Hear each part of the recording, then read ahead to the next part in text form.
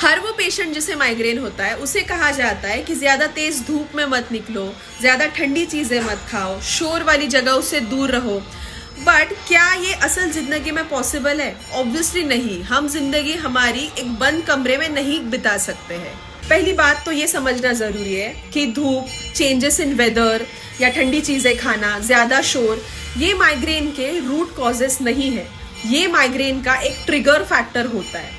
तो सिर्फ trigger factor avoid करने से आपका माइग्रेन ठीक नहीं होने वाला है। वो सिर्फ एक टेम्पररी सोल्यूशन है।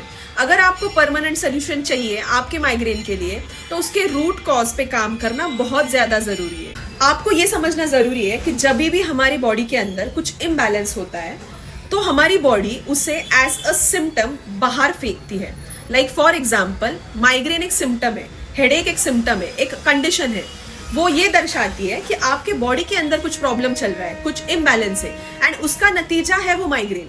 तो जब तक आप आपके बॉडी के अंदर के इम्बैलेंस को ठीक नहीं करोगे, तब तक माइग्रेन जो सिर्फ एक सिम्टम है वो पूरी तरीके से ठीक नहीं होने वाला है। सिर्फ सिम्टम पे काम करके कोई मतलब नहीं है, हमें रूट कॉज पे काम करना चाहिए, तो सिम्टम अपने आप खत्म हो जाएगा।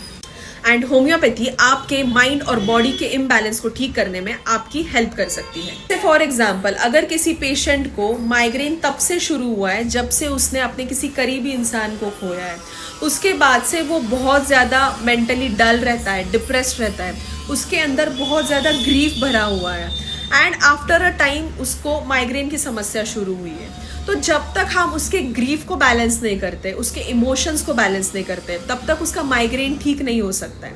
एंड होम्योपैथी उसके ग्रीफ और उसके इमोशंस को बैलेंस करने में उसको हेल्प करेगी।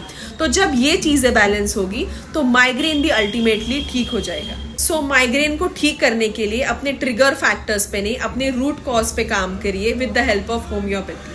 Thank you so much. This is doctor Priyanka Ratnawe signing off. Bye.